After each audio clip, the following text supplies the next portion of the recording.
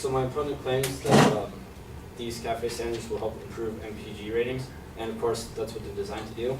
However, the CAFE standards use a different means to measure miles per gallon ratings than what you would when you would go to a dealership. They test them in unrealistic conditions when you're traveling at constant speeds with no air conditioning, nothing else, no interferences. So this means the MPG ratings are much higher.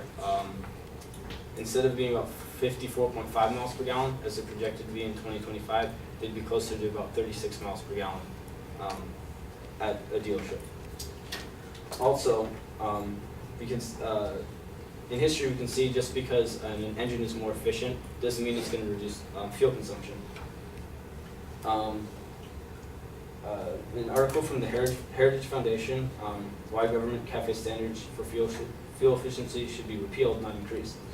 An article in the Wall Street Journal noted that in the 19th century, British economist Stanley Jevons found that coal consumption initially decreased by 1/3 after James Watt's new, more efficient steam engine.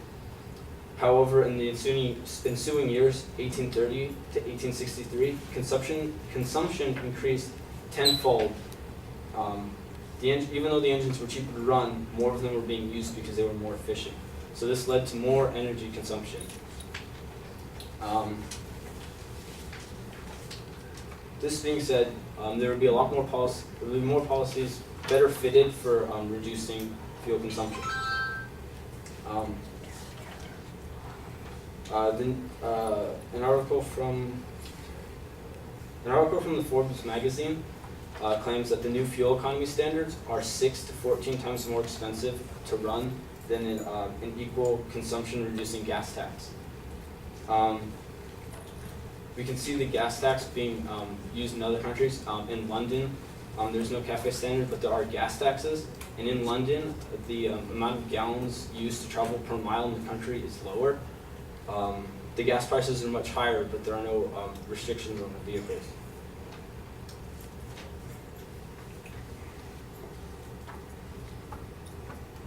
Also from the Forbes magazine, the fuel economy standard regulation affects only new vehicles.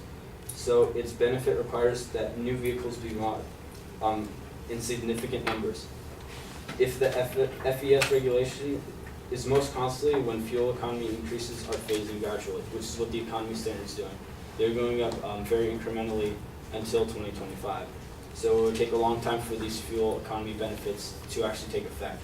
When a gas tax, which has been used elsewhere, is instant and encourages drivers to drive less and buy more fuel efficient cars.